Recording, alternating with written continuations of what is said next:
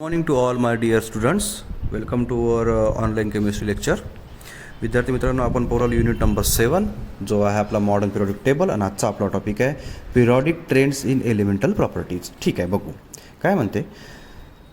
आता एक लक्षात घ्या, पिरियडिक टेबलमध्ये एलिमेंट्सचं अरेंजमेंट आपण पाहतो आहे. जसं मागच्या लेक्चरमध्ये आपण S block, P block, D block आणि एफ ब्लॉकचं इलेक्ट्रॉन ॲटम्स बघितले, त्यांचं तिथं अकोमेंडेशन बघितलं.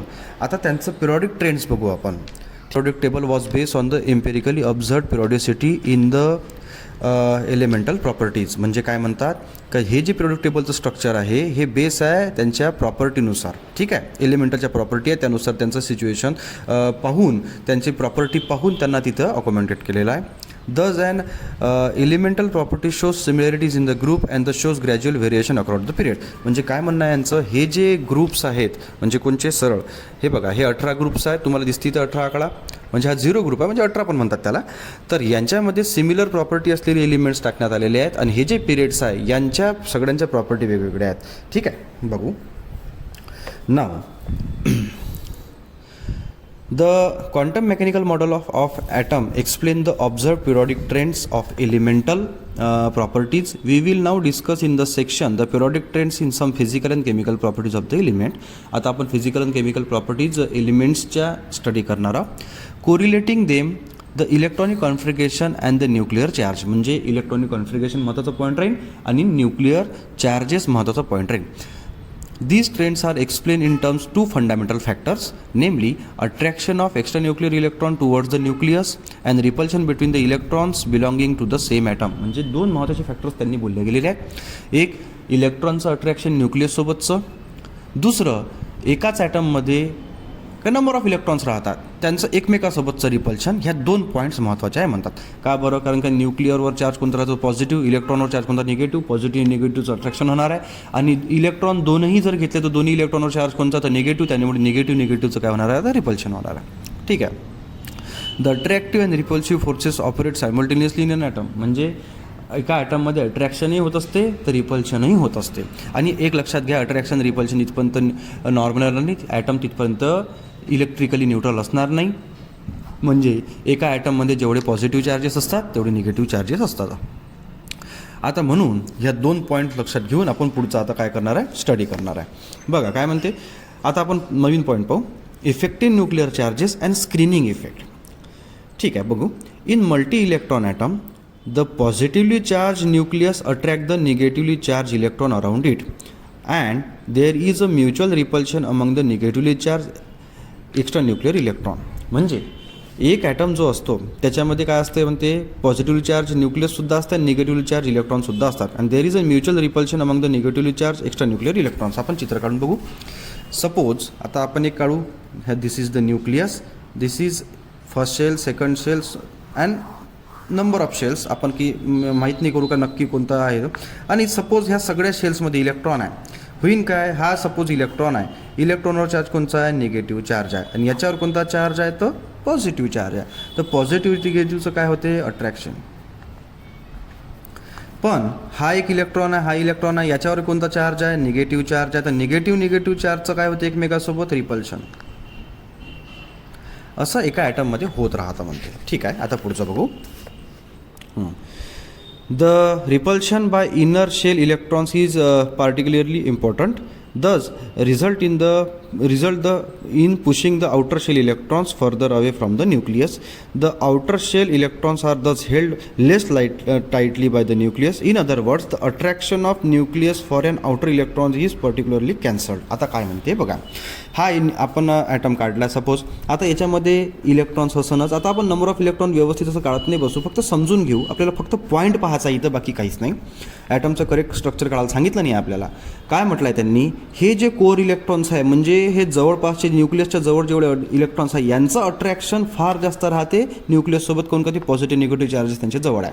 पण जे व्हॅलन्स इलेक्ट्रॉन आहे, लास्ट शेलमध्ये इलेक्ट्रॉन्स आहे, नंतरच्या शेलमध्ये इलेक्ट्रॉन्स आहे, होते असं काय ह्या रिपल्शनमुळे आणि यांच्या स्क्रीनिंग इफेक्टमुळे या न्यूक्लियसला फार जास्त इलेक्ट्रॉन्सला न्यूक्लियसचं अट्रॅक्शन भेटत नाही. आता कसं होते बघा, सपोज आपण मूव्ही थिएटरमध्ये गेलो आहे आणि असे रोज असतात, ठीक आहे, इथे व्यक्ती बसला, इथं आहे, इथं आहे, इथं आहे, इथं आहे आणि इथं आहे, ठीक आहे. तर होते कसं, या व्यक्तीला याच्याच्याने दिसत नाही, या व्यक्तीला याच्याच्याने दिसत नाही, म्हणजे स्क्रीनिंग इफेक्ट होऊन राहिला इथं. तसंच न्यूक्लियसचंही होऊन राहिलं. काय होते, सपोज इथं जर का तो स्क्रीन असेल आणि व्हॉटेवर आपण जे कोणचं मूव्ही पाहत आहे, तर या व्यक्तीला दिसेल, या व्यक्तीचं अट्रॅक्शन जास्त राहील, नंतरचं याचं काहून का जेवढा जास्त तो मागं चालला तेवढा एका व्यक्तीमुळे तो दुसऱ्याला दिसत नाही. म्हणून तर आपण पिक्चरची पाहत असेल तर ते स्टेप बाय स्टेप असे हाईटनं करून ठेवतात. पण सपोज जर एका क्लासमध्ये तुम्ही जर पाहिलं तर जर का त्यांची हाईट सारखी असेल सगळ्या याची रोची, तर तुम्हाला म्हणजे इथून ह्या व्यक्ती दिसणार नाही. तसंच इलेक्ट्रॉनचं सुद्धा आहे. यामुळे याचं रिपल्शन कमी, याच्यामुळे याचं रिपल्शन कमी, याच्यामुळे याचं अट्रॅक्शन कमी. त्यामुळे होते असं, हे न्यूक्लिअर चार्जेसवर सगळ्यात जास्त अधिकार हे दाखवतात. त्यामुळे ह्या न्यूक्लिअरवर पॉझिटिव्ह चार्ज आणि हा आपल्यालासुद्धा अट्रॅक्ट करून राहिला असं ह्या आउटर इलेक्ट्रॉन्सला वाटते, पण फार कमी वाटते. म्हणजे या न्यूक्लियसचं अट्रॅक्शन या आउटर इलेक्ट्रॉन्सवर कमीत कमी होते. का बरं? कारण का हे कोअर म्हणजे अंदरचे जे इलेक्ट्रॉन्स आहे यांच्यामुळे, ठीक आहे. आणि हे जे कोर इलेक्ट्रॉन्समुळे म्हणजे अंदरच्या इलेक्ट्रॉन्समुळे जे बाहेरच्या इलेक्ट्रॉन्सकडे वर लक्ष न्यूक्लियसचं लागत नाही, याला स्क्रीनिंग इफेक्ट म्हणतात. कोण करतात? तर कोअरवाले इलेक्ट्रॉन. कोणावर करतात? तर व्हॅलन्सवाले इलेक्ट्रॉन्सवर, ठीक आहे. समोर बघू. नाऊ काय म्हणते, the net nuclear charge actually experience by an electron is called the effective nuclear charge. म्हणजे काय म्हणते, एखादा इलेक्ट्रॉन न्यूक्लियसवर पॉझिटिव्ह चार्ज आणि त्याचा आपल्यावर सुद्धा अट्रॅक्शन आहे असा एक्सपिरियन्स करतो. म्हणजे सरळ त्याने काय म्हटलं आहे, nuclear charge experience bye electron is called as effective nuclear charge, ठीक आहे. The effective nuclear charge is lower than the actual nuclear charge. In other word, the inner electrons shield the outer electrons from the nucleus to a certain extent. This effect in the inner electron on the outer electrons is called as screening effect or shielding effect.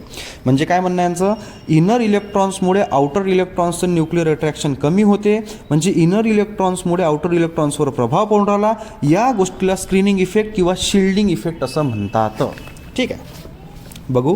नाव बघा, effective nuclear charge equals to EFF असं म्हणतात त्याला. नाव Z is the actual nuclear charge minus electron shielding. Electron shield म्हणजे shielding constant काय आहे, तर मग इथं सिग्मा आहे, ठीक आहे. हेन्स आता हा स्क्रीनिंग इफेक्ट कधी जास्तीत जास्त वाढत जातो, जर ॲटम जेवढा जास्त मोठा होत जाईल तेव्हा. As we move across a period the actual nuclear charge increase by +1 and the valence shell remains the same. The newly added electron gets accommodated in the same shell. There is no addition of electrons to the core. Thus shielding due to the core electrons remains the same through the actual nuclear charge increases. काय म्हणते बघा, as we move across a period. म्हणजे काय म्हणतात, पिरियडमध्ये म्हणजे जसं आता पहा, इथं समजा सोडियम आहे, सोडियम नंतर ॲटम कोणाचा मोठा, तर मॅग्नेशियमचा मोठा आहे, मॅग्नेशियम नंतर कोणाचा, तर ॲल्युमिनियम नंतर सिलिकॉन, ठीक आहे. आपण चौथा पिरियड पाहू, पोटॅशियम नंतर ॲटम मोठा म्हणल्यापेक्षा ॲटमिक साईज तर लहान होते म्हणा. हे बघा, एका चौथ्या नंबरच्या पिरियडचा विचार करा. कॅल्शियम झालं, पोटॅशियम झालं, कॅल्शियम झालं, स्कँडियम झालं, टिटॅनियम झालं, व्हॅनॅडियम झालं. म्हणजे यांच्यामध्ये होऊन काय राहिलं म्हणते, नंबर ऑफ इलेक्ट्रॉन्स तर वाढूनच राहिले, ठीक आहे, नो डाऊट. मग नंबर ऑफ इलेक्ट्रॉन्स वाढत आहे तर त्यांच्यामध्ये न्यूक्लिअर चार्जेसही वाढून राहिला. आपण चित्र बघू काढून. होऊन काय राहिलं बघा, होते कसं, हे बघा. सपोज आता आपण एक्झाम्पल घेऊ लिथियमचं. लिथियममध्ये हा न्यूक्लियस आहे, फर्स्ट शेल आहे आणि सेकंड शेल आहे. किती ॲटॉमिक नंबर किती झाला त्याचा, 3. त्यामुळे किती इलेक्ट्रॉन, 2. आणि इथं किती राहील, तर 1, ठीक आहे. आता होते कसं, हेच जर आपण स्ट्रक्चर जर का त्याच पिरियडमध्ये जर का फ्लोरिनचं बघितलं, ठीक आहे, फ्लोरिनच्याच पिरियडमध्ये आहे लिथियम, त्यामुळे फ्लोरिन ॲटॉमिक नंबर किती आहे, 9. हां, ठीक आहे. न्यूक्लियस काढू आपण. सगळ्यात पहिले न्यूक्लियस काढलं, त्यानंतर फर्स्ट शेल, सेकंड शेल, किती इलेक्ट्रॉन्स आहे, हां, आता 9 इलेक्ट्रॉन्स आहे, त्यामुळे इथं 2 किती जाईल, इथं किती जाईल, हां, इथं 7 इलेक्ट्रॉन्स आहे, ठीक आहे. म्हणजे बघा, लिथियमच्या केसमध्ये सुद्धा एकच इलेक्ट्रॉन आहे. या केसमध्ये लास्ट शेलमध्ये किती इलेक्ट्रॉन, तर 7 आहे. त्यामुळे याच्यावर जो पॉझिटिव्ह चार्ज आहे तो सुद्धा +7चा आहे ना, आणि याच्यावर जो पॉझिटिव्ह चार्ज आहे तो +3चा आहे. म्हणजे न्यूक्लियस सगळ्यात जास्त पॉवरफुल कोणाचा आहे, तर फ्लोरिनचा आहे. हेन्स त्याची ॲटॉमिक साईज काय होत राहते, कमी होत राहते. काऊन का तो जास्तीत जास्त इलेक्ट्रॉनला स्वतःकडे ओढतो, काऊन का तो जास्त पॉझिटिव्ह आहे. आता अशा कंडिशनमध्ये होते काय, जर का ॲटम जर फार जास्त मोठा असला तर इनर इलेक्ट्रॉन्स जसं आपण बोललो आहे, जसं ॲटम समजा त्याच्यामध्ये नंबर ऑफ शेल्स जर जास्त असेल तर इनर इलेक्ट्रॉन्समुळे आउटर इलेक्ट्रॉन्सचं लक्ष न्यूक्लियसकडे लागत नाही, त्यामुळे स्क्रीनिंग इफेक्ट वाढतो. हेन्स इफेक्टिव्ह न्यूक्लिअर चार्ज त्याचा म्हणजे काय होऊन राहिलं, जे एक्सपिरियन्स बरोबर लास्ट शेलमधले इलेक्ट्रॉन्स काय करू शकत नाही, एक्सपिरियन्स करू शकत नाही. नाव दस net result is that the effective nuclear charge ZEF goes on increasing across a period. On the other hand the ZEF म्हणजे effective nuclear charge decreases down the group. दस आता ग्रुपमध्ये का बरं कमी होऊन राहिला, काऊन का समजा आपण सपोज कोणत्याही ग्रुपचा विचार केला तर ग्रुपमध्ये ॲटॉमिक साईज वाढून राहिली आहे, त्यामुळे नंबर ऑफ शेल्स वाढणार आहे. नंबर ऑफ शेल्स वाढल्यामुळे अजून स्क्रीनिंग इफेक्ट वाढणार आहे. ठीक आहे. हां, this is because as we move down the group a new large valence shell is added. As a result there is an additional shell in the core. The shielding effect of the increased number of core electrons outweighs the effect of the increased nuclear charges, and thereby the effective nuclear charge felt by the outer electrons decreases largely down the group. Simple आहे बघा, मी सांगतो काय म्हणणं आहे त्यांचं. बघा suppose आता एकाच ग्रुपचा कोणता विचार करू. पहा पहिले किती, हां आपण लिथियमचं एक्झाम्पल घेऊ, किती 2 शेल. लिथियम नंतर काय तर सोडियममध्ये किती शेल, हां तर ठीक आहे, आता सोडियममध्ये किती 3 शेल. सोडियम नंतर मग पोटॅशियममध्ये किती शेल तर 4 शेल. बघा हे वाढत नाही काय. पोटॅशियम नंतर रुबिडियममध्ये किती शेल तर 5 शेल. हां सीझियममध्ये किती तर 6 आणि फ्रान्सियममध्ये किती तर 7. पहा नंबर ऑफ शेल्स वाढत राहिले का नाही वाढत राहिले. म्हणजे ग्रुपमध्ये एकाच ग्रुपमध्ये तुम्ही जर कोणते एलिमेंट्स पाहिले, जसं आपण लिथियममध्ये 2 शेल, सोडियममध्ये 3 शेल, पोटॅशियममध्ये 4, रुबिडियम, सीझियम, फ्रान्सियम जसे जसे वाढवले तसे नंबर ऑफ शेल्स वाढून राहिले. नंबर ऑफ शेल्स वाढत असल्यामुळे काय होते, नंबर ऑफ इलेक्ट्रॉन्स वाढणारच आहे. त्यामुळे या इनर इलेक्ट्रॉन्सचं और कोर इलेक्ट्रॉन्सचं आउटर इलेक्ट्रॉन्सवर जो इफेक्ट पडते त्याला स्क्रीनिंग इफेक्ट म्हणते. हेन्स इथं न्यूक्लिअरचा जो चार्ज आहे, इफेक्टिव्ह न्यूक्लिअर चार्ज डिक्रीज होते. बघा ना सरळ येणार आहे. एका क्लासमध्ये जर का आता आपण हा क्लास घेऊ, इथं जर का एखादा शिक्षक शिकवत असेल, पहिली रो आहे, दुसरी रो आहे, तिसरी रो आहे, त्या शिक्षकाचं लक्ष प्रत्येक विद्यार्थ्याकडे जाईल, कारण रो लहान आहे. त्यात जर रो जेवढा जास्त वाढत जाईल त्या शिक्षकाचं लक्ष त्या क्लासमध्ये कमी पडेल, काऊन का खूप जास्त मुलं आता वाढून राहिले आहे. त्यामुळे जेवढे लास्ट बेंचवाले मुलं आहेत त्यांचं लक्ष माझ्याकडे कमी राहील किंवा माझं लक्ष त्यांच्याकडे कमी राहील. हेन्स ह्या इनर विद्यार्थ्यामुळे आउटर विद्यार्थ्यांचं जे होऊन राहिलं त्याला आपण शिल्डिंग इफेक्ट म्हणतो. तसंच इलेक्ट्रॉन्सचं आपण म्हटलं तरी चालेल. ठीक आहे. नाव आता पाहू periodic trends in physical properties. Many physical properties of elements such as melting point, boiling point, density show periodicity.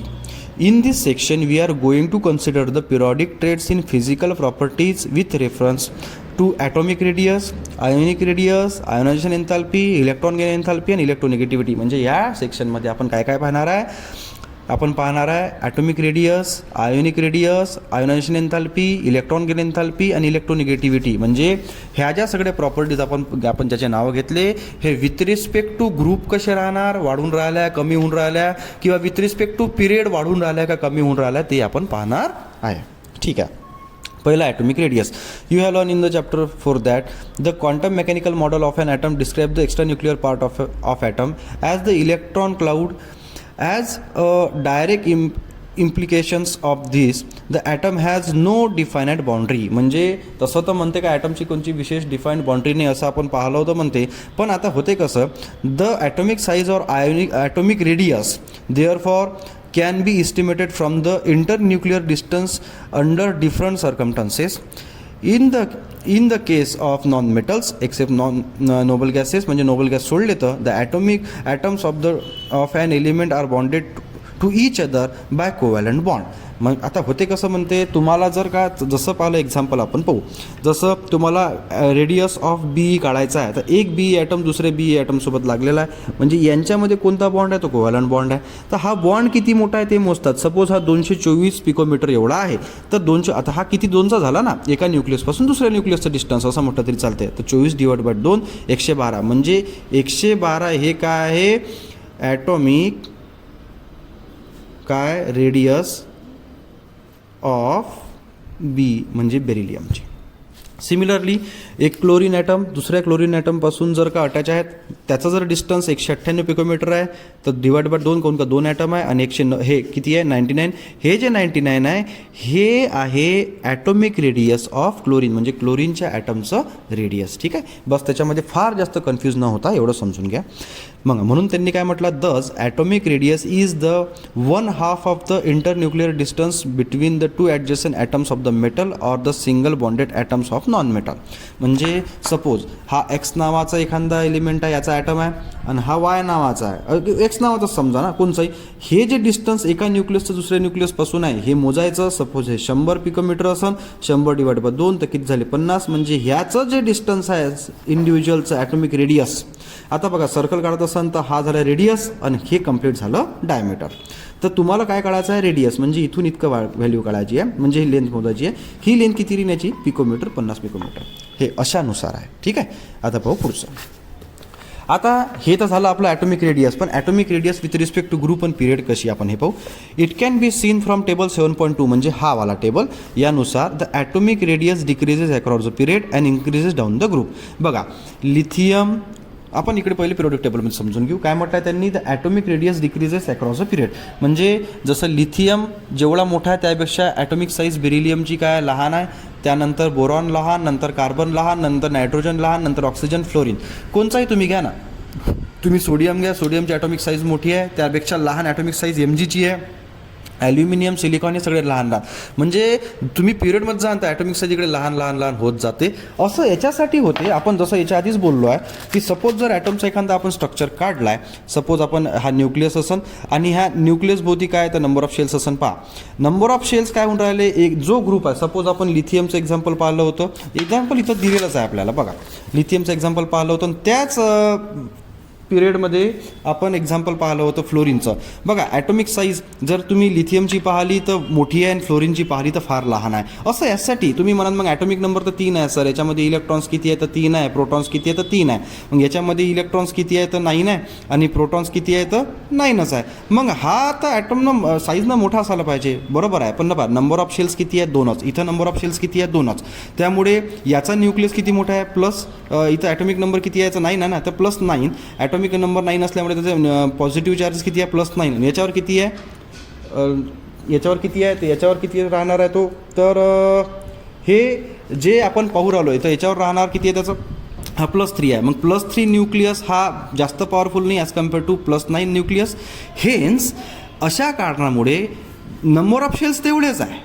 ठीक आहे, नंबर ऑफ शेल्स तेवढेच आहे, पण +9 चार्जेस त्याला उडून आले ना, त्यामुळे त्याची ॲटॉमिक साईज काय होते लहान आणि याची ॲटॉमिक साईज काय होते मोठी. म्हणून with respect to period atomic size decreases. पहा इकडे पहा, जसं पहा लिथियमची 152 आहे तर त्याच पिरियडमध्ये बेरिलियमची 111 आहे, बोरॉनची 88 आहे, कार्बनची 77 आहे, नायट्रोजनची 74 आहे, ऑक्सिजनची 66 आहे, फ्लोरिनची 64 आहे. म्हणजे पहा ना लिथियमची किती आहे 152 आणि फ्लोरिनची किती आहे तर 64. तसंच पहा तुम्ही कोणत्याही जरी पिरियड पाहिला तर त्याच्यामध्ये तुम्हाला ॲटॉमिक साईज हे विथ रिस्पेक्ट टू डिक्रीज होत गेलेली दिसेल आणि विथ रिस्पेक्ट टू पिरियड काय होत राहते ते इन्क्रीज होत राहते. पहा तुम्ही इकडे पहा, हे बघा तुम्हाला इथं लिथियमची सुद्धा व्हॅल्यू दिसून राहिली. लिथियम 152, नंतर सोडियम, पोटॅशियम, रुबिडियम, सिझियम आणि फ्रान्सियम दिला नाही आहे. म्हणजे ॲटॉमिक साईज इकडे वाढत वाढत जाते आणि विथ रिस्पेक्ट टू पिरियड काय होते कमी. मग असंच लिहायचं की atomic size with respect to group increases आणि with respect to period decreases. बस एवढं म्हटलं तरी चालेल. आणि हेच त्याच्या मागचं काय आहे तर सगळं कारण आहे. उद्याच्या लेक्चरमध्ये आपण आयोनिक रेडियस आणि पुढचे पॅरामीटर्स आहे ते बघू. काही क्वेश्चन असेल तर विचारा. आजच्या लेक्चर पर्यंतच होतं, काही क्वेश्चन असेल तर विचारा. धन्यवाद.